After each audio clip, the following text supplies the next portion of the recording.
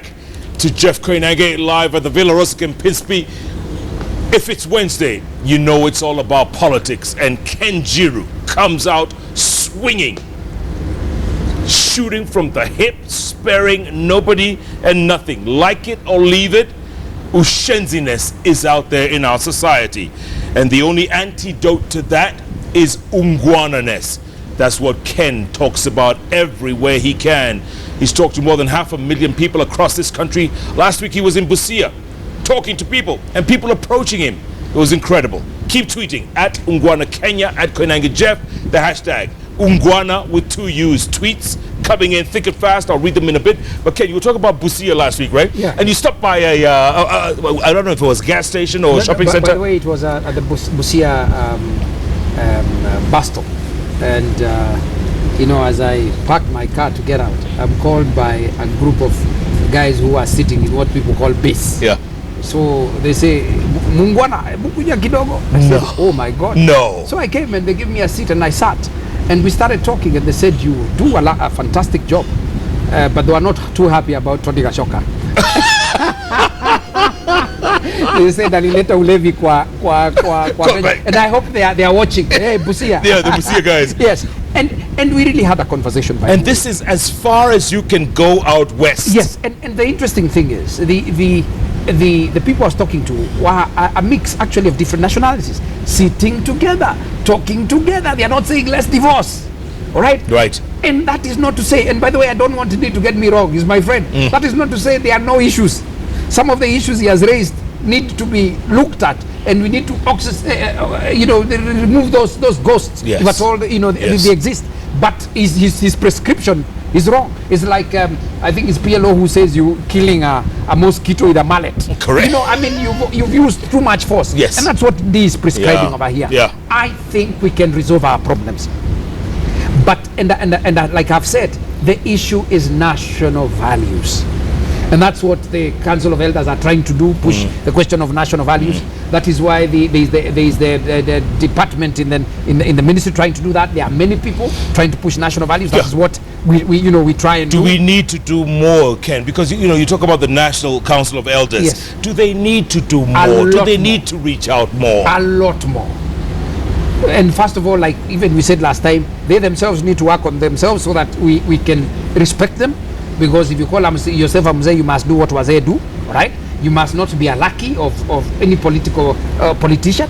You must stand your ground. You must be able to go to anyone and tell them the truth as you see as it is. So that you become a mzee, and you must be rooted in wisdom that we knew. By the way, there's nothing new under the world. All these things we're talking about, we basically knew. Yeah. And so there would be a good team to guide us through, this rapids, as it were. Yeah. But apart from that, values start in the home.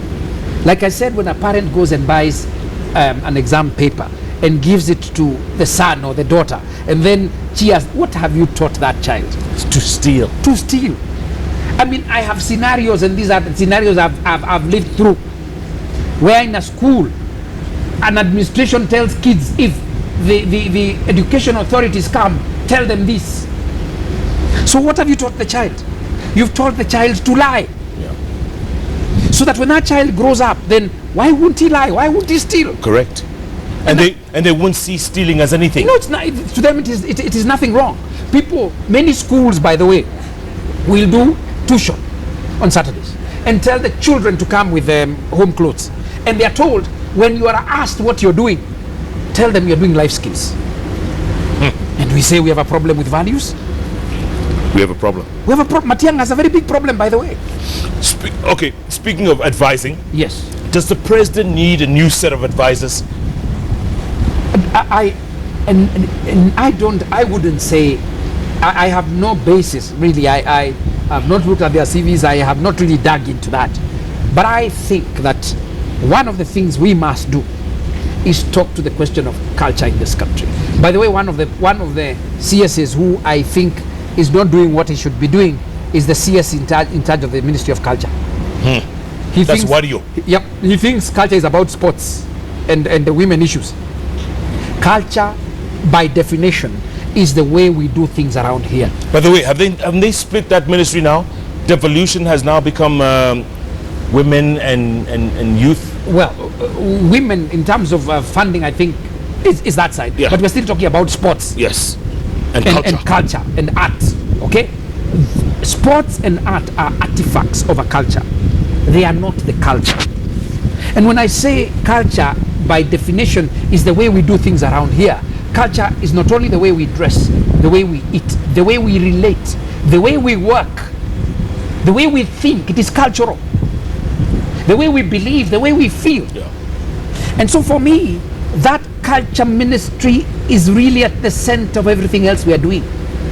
Not just about sports and KFF. And that is why when you go to town, you will see that the first thing any of these foreign nations do is plant a French cultural center, the British Council, the American Center. Yeah. Kwa sababu wahenga Goethe walisema, Institute. Goethe Institute, wahenga walisema mkosa mila ni mtumwa. But no, it's about sports, it's about drama festivals, Yeah. it's about things which are cultural artifacts. They're important.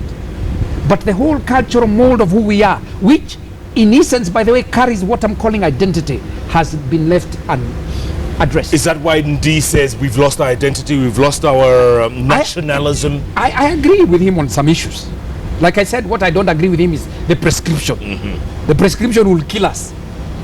You know, you can have a disease and the doctor tells you take this. When you take it, you die. You die. That is what he's telling us to do. But there are a number of issues in this article which would need to be ventilated and looked at.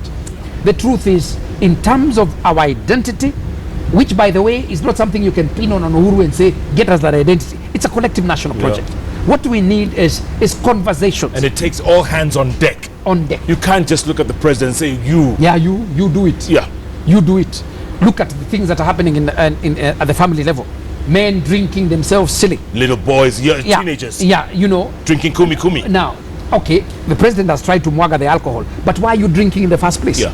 I have argued severally that even the so-called cattle rustling, these are grown-up people. Yeah.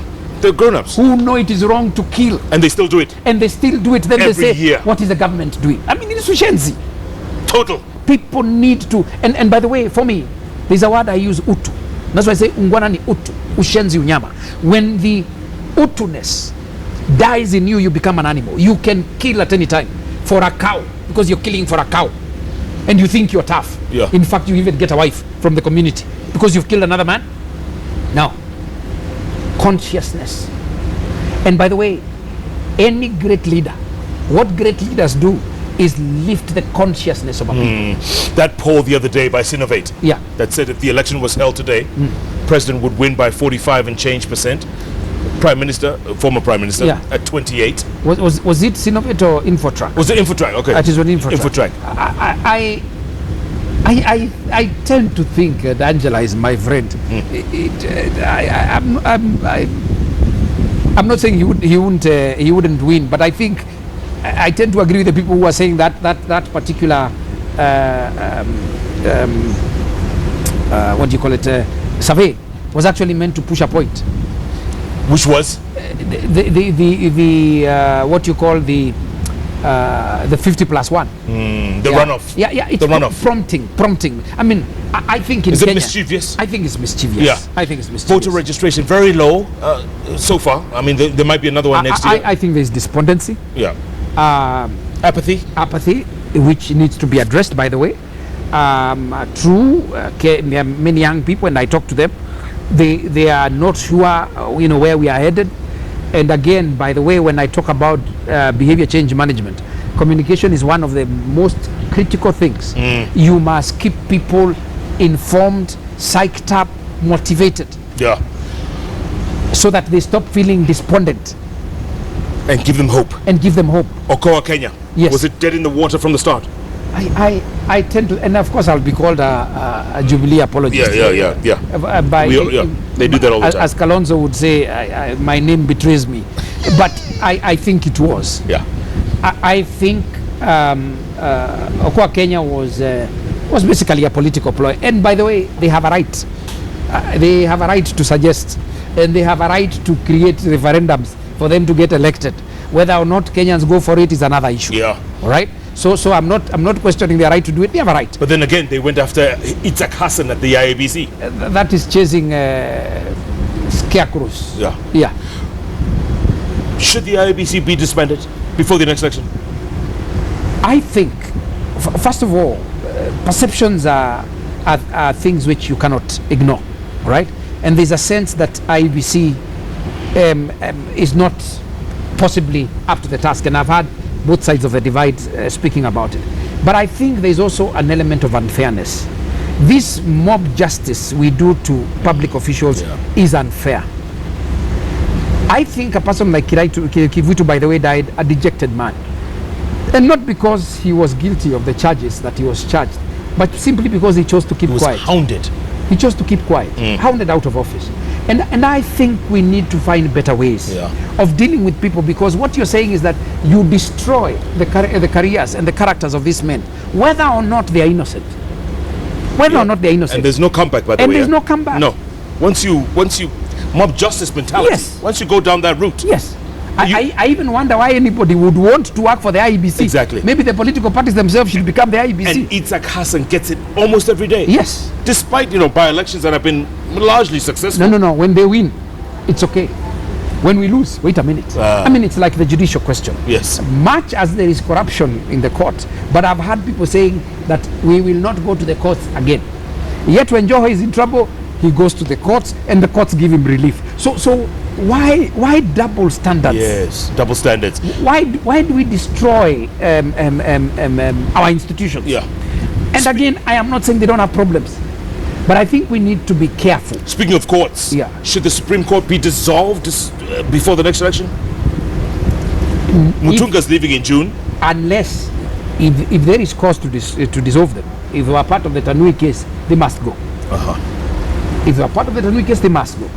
But if not, I don't think there's any reason to again, character assassination. Yeah. Will the next election be violent, Ken? The way you see it, will it be violent? My prayer is that we will jettison the Ushenzi that is in attendance, presently. There's a lot of negative energy, a lot of negative talk by politicians, and I'm hoping they can grow up. This country is not about them, right? Every time you mount a platform, negativity. No. I think we need, when we talked about the new constitution, we talked about politics based on ideas rather than personalities and tribes. Yeah. I've seen, for instance, the pastoral communities, for instance, forming a political party. Yeah. It's unconstitutional. I've seen leaders saying this time round we're going to vote like a bloc. It's unconstitutional. In fact, I'm not sure why they are not challenged by the national cohesion. I think it's also a committee that is sleeping. Oh yeah, it's moribund. Anybody who goes and says this community, I'll make sure this community votes like a bloc. By the way, you are negating the spirit of the constitution. Absolutely. Anybody who tries to form a political party on the basis of a community is going against the constitution. So I think in terms of pushing through the law, the people who are charged with this need to wake up. Yeah. Finally, Ken, State of the Union, State of the Nation. Yeah. President delivers it tomorrow. Yes. Anything you expected? Well, I expect that he will definitely talk about the successes of Jubilee. I hope he'll also talk about challenges, and I hope that he will talk to the hearts of people. By the way, to move change, you first appeal to the heart, not the mind. And I usually like giving the example of marrying a beautiful lady. It is the heart you go for, not the mind. Once you go for the heart, the mind follows. So it should be yes about statistics and stuff like that. But we need to appeal to the heart. And when you appeal to the heart, then people are able to do the hard work. Because by the way, nation building is hard work. It's not easy work. Nation building is commitment. Saying ata liwe, like the Swahili say, or the Tanzania say, liwe liwalo. I will do what I'm meant to do. I will make my contribution to this country. I will run like Kip Kimboi. I always look at those 100 meters that, in every run. Yes. The energy they put in.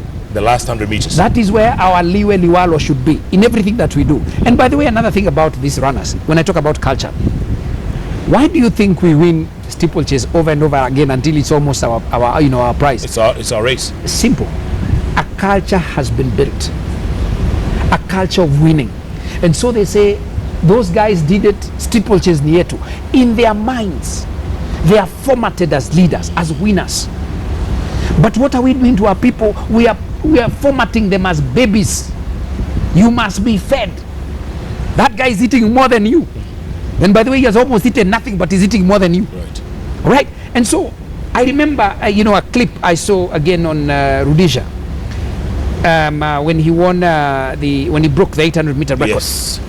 Rudisha said, the commentator was a Muzungu, of course, things that we don't even know us, that he was inspired by his father who won a bronze medal in Mexico in 1968. Wow. And Rudisha, I imagine him saying, if my father can do it, I can do it. And many times I say, people keep on saying, will not be ruled by Raila Odinga, will not be ruled by the Kenyattas, will not be ruled by who? Because we cannot be ruled by these families. Do you know why they rule you? Because a tempo has been set. Uhuru Kenyatta looks at his father and says, if my father can do it, I can do it. Raila looks and says, if my father got there, I can do it. The question I like asking people, now that possibly your father did inspire you, what will your son say? Will your son talk like Rudisha and say, in 1968, I was inspired. I was inspired by my father. Look at the Asian model, by the way. Do you know why they become businessmen? Because their fathers are big businessmen. Yes. And they continue down that line. They continue down the line. Talk to Chandaria. Talk to Paurana, Athi River Mining. Yes. A company, by the way, that was started by a man whose education was very basic, the original Paurana. But he brought up his son in a manner that the man went to school, did masters, and came and took over. By the way, he tells me the story that when he was taking over, when his father finally took the keys and put them on the table and said that I think it was Form 4 education has gotten this company here. The company was doing about 9 million shillings. That was in the early, I think late 80s, early 90s. Today it is a 12 billion shilling company. Why? Because they are people. And by the way, again, he told that story in one of the talks. The father, after being sacked from Portland Cement, bought a shamba at a place where he could see Portland every day. He resigned. And he committed himself and said, one day I will start a cement factory. Oh. And I will show them. A Form 4 guy. I will show them. And he did it.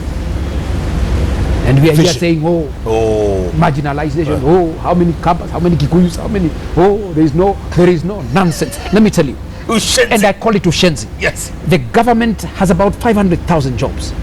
We are generating about almost a million young people every year.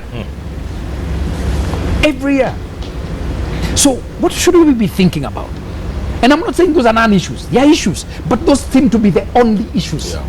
Why? Because they are used as a mobilization tool, cannon fodder for the cannons. And then you wake a motor, did you hear? Mine is louder than yours. Vote for me. I will change. I will change. Ushenzi. You got 30 seconds, Ken. That's your camera over there. I want to say this to each and every Kenyan. Each and every one of you is a seed of greatness. And we are living in a great moment in this country. And that moment is now. We are the lawyers, we are the doctors, we are the teachers, we are the farmers, we are the young people. We are the Kenyans we've been waiting for. Let us just get up and do what we're supposed to do. Believing in God and understanding that God does not make junk. Each and every one of us has something that we can contribute to this country. Let us do it. So that on the final day when you are asked whether you would live life differently, you will say, I would do it the same again. Absolutely, Ken. Absolutely. And Cynthia Nyongesa echoes what you were saying about Manu Chandaria. She says, if you want to be important, you have to make yourself important. No, you have to make yourself important. And by the way, nobody sits, Martin Luther King said, nobody sits on your back unless you bend it. And that is why I say, nobody marginalizes you unless you agree to be marginalized. You allow it. Yes. And after the new constitution, we cannot continue singing the same songs. No. It's a new day. I was asking young people there were about 2,000 of them in a room, and I asked them at Coast, "Munasema pwani si Kenya, ni wapi? Ni wapi?" And by the way, if they continue thinking like that, even if they seceded, and they continued with that mentality, they'll be conquered again. Exactly. By the someone. British, Yeah. the Germans, Yeah. the Americans, because that's how it works. Or the Chinese. Or the Chinese. Look at the Chinese. Today we cannot build anything without a Chinese. Cannot. Roads, buildings. In fact, and I want to challenge Nairobi University, because I was flabbergasted that the building they built near Norfolk Hotel was built by the Chinese. A university that has architects. Kenyans. Yes.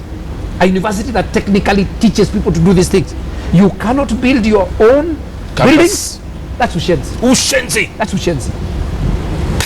Good to see you, Ken. Asante. Keep coming back, man. No. We need this. We'll keep talking. We need this. We'll keep talking it. We have to. And by the way, again, one of the most important things I want to tell Kenyans, this country will change one Kenyan at a time. That doesn't mean that we wait for one Kenyan to change. No. It is you to change.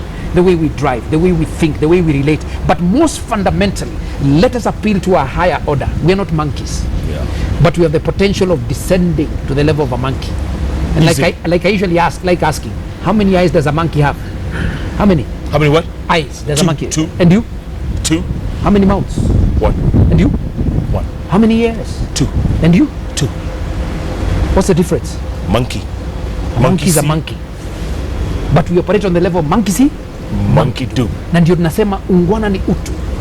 No Ushenzi. And once we raise utu, then we don't have to go the way this guy is saying. Ushenzi ni. Unyama. Thank you, Ken. Ken Njiru, folks. Listen to this man wherever he's talking, because I tell you, I could listen to him all day. And the bottom line, we have to keep talking. No matter what, we have to keep talking. Because the moment we stop talking is the moment we start fighting. And you know we do not want to go down that slippery slope. That's the bottom line. It's great to have people like Ken Njiru speaking their minds. And Ken talks about the freedoms we have in this country to speak the way we do. Keep talking, keep writing, keep doing what you want. At the end of the day, it's up to you to change this country, one Kenyan at a time. Tomorrow night, right here, and following the State of the Nation address by the President, it's only fair that we have the best political tag team on TV showing up here on JKL. That's right.